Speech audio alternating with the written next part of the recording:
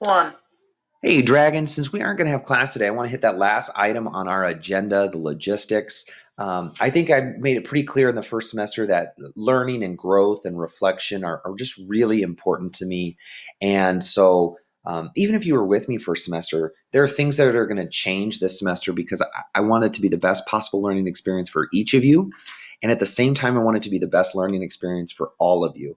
And that may sound like a weird way to phrase it, but you have to think that sometimes there are things that are good for the class that may not be your choice or your preference, but it's what's best for everyone. And then there are times where I want you to know that I want to be flexible and support you and doing what's best for you. And so as we move forward this semester and the next weeks and months together, I just hope you know that at the heart of everything in this class is the best possible learning outcomes for every individual. So to kind of refocus, what is blended? I think if we look at the end of last semester, I think you would agree that we kind of got off track a little bit. I think we started really good. We had open mind. You guys had some great discussions and questions, and we kind of learned and grew together. And then we kind of hit a rough patch. And I think if you look at quiz scores and test scores, and assignments getting turned in way after deadlines and things, I think you'd agree, maybe not you personally, but kind of in the general sense of the class, that the wheels didn't come off, but I think the wheels got kind of wobbly and we started to kind of lose our course a little bit. So I just want to recenter us and take a look, what does it mean to be in a blended class? What does it mean to be a blended learner? So if you look at the left-hand side, one component is that we are blending traditional face-to-face class with online learning. So when we're in the face-to-face class, the goal is that all of us are coming together to grow, to improve, to share, to participate. My job in the face-to-face setting is first to take any questions, because I know that sometimes when you're learning on your own, if you start to look at the right-hand side of this, you're going to run into things and you're going to have a question or a bump or a hiccup, and you're going to need some help. And that's my number one priority. My number two priority is to check your understanding. And we're going to do activities, and we're going to do exit slips, and we're going to do entrance tickets, and we're going to do things that say, like, where are you in your learning? How are you doing? If you're not ready for that day's learning, you're going to be put into a different group, and you're going to have that opportunity to get caught up and do some of that learning. The other goal of the in-class learning experience is to apply learning in new ways. So we will use our standard and our unit driving question and the learning targets.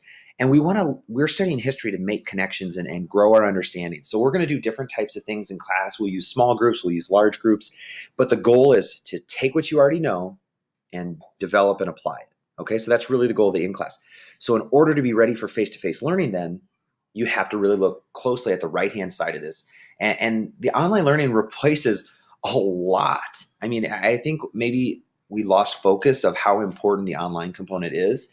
If you think about any class you take that's not blended, you meet every day.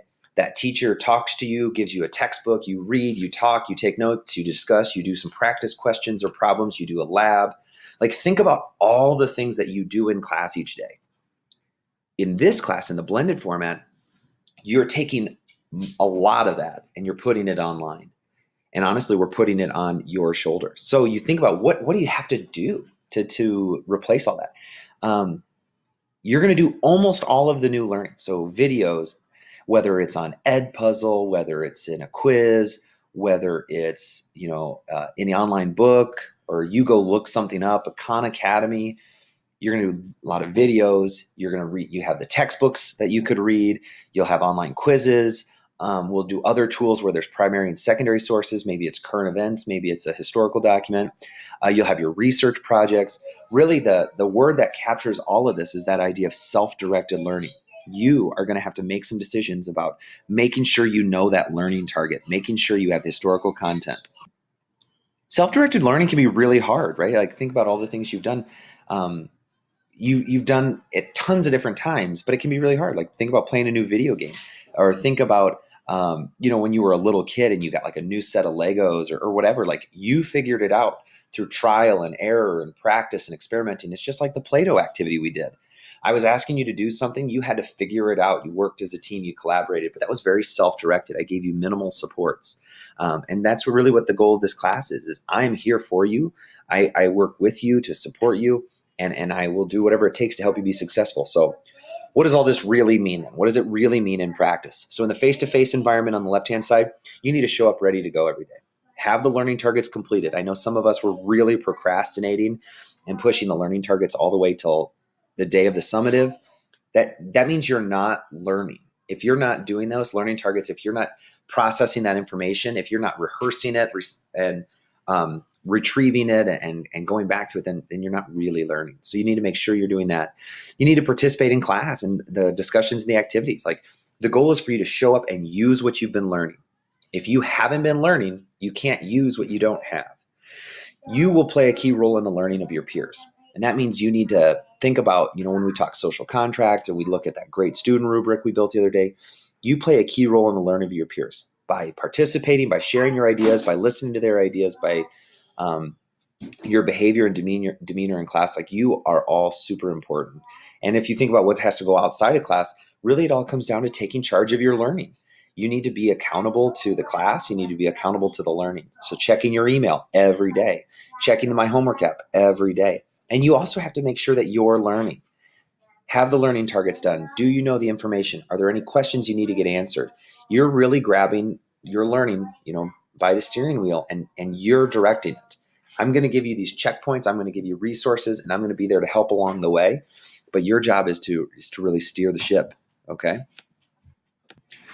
So when I was trying to formulate then what goals do I want to share with you, or what is the goal of this course, there's a lot of different pieces to it. And I kind of put them all over the screen to symbolize, like, there's a lot of stuff happening in this class. I wouldn't say that there's one more important than the other, but we're doing a lot of different things in this class. So I really want you to grow as a historical thinker and as an independent learner.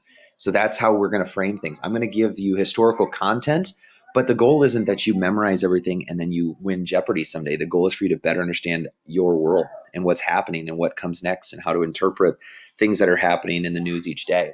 I want you to be able to do meaningful work, and I want you to be able to share it with an audience that matters to you. And I want you to be able to bring that learning to, whether it's through the portfolio or whether it's through something else. I want you to be able to share your learning. And we'll talk more about that with our independent research projects. I want to empower you to take charge. We will have a flexible pace, but we'll have clear goal deadlines. So you'll have some flexibility with targets at the same time, with dates as targets at times. You're going to have some choice in your learning experiences. It's not always going to be the same for everybody, and that's okay. But the thing that's not optional is that you have to be making progress and learning. And so you'll have some choice, but you'll also have some control on how you show your learning. And the goal is to always to challenge you as a reader, as a writer, as a thinker, as a learner, as a student, as a person, and really how you share your ideas. And the goal is always going to be this idea of progress. So it's school, right? In the midst of all of this, it's still school. And if you look at this definition of assessment and grades and all that stuff, like, the goal isn't numbers. The goal isn't points. The goal is to give you feedback on how you're learning and growing and progressing and acquiring new skills. And so you'll have lots of different tools for your learning. You'll have a learning contract that's going to give you resources. Some of the activities will be required. You'll take quizzes with the learning targets, and that's going to look a little bit different this year. Those are not for a grade, but those are to track your learning progression. But the most important thing is you have to understand is your attitude, your energy, and your effort are what lead to success in this class and in everything else. So where does your grade come from then? Well, we have 3 types of assessments, and they will look a little bit different than they did first semester because you've been growing and learning and developing. Your unit assessment is going to be taking that historical content, showing that you've learned that critical content, as well as making connections beyond just regurgitating the things I told you. So maybe it'll be analyzing 2 different things in their relationship, providing unique examples, applying your learning in new ways. You'll have 2 more independent assessments due throughout the course. These are opportunities in which you're going to take a topic and you're going to learn about it deeply, and then you're going to share that learning in some way. And then you're going to have 2 more DBQs. And our DBQs, I don't think our DBQs look like what you've experienced in the past already. And even this semester, they're going to change as you apply these new skills and you have more control. And we're going to do some really exciting things, I think. But just remember, anything can be revised, reattempted, resubmitted. You control your grade. You control your final grade in this course. And I'm here to support you.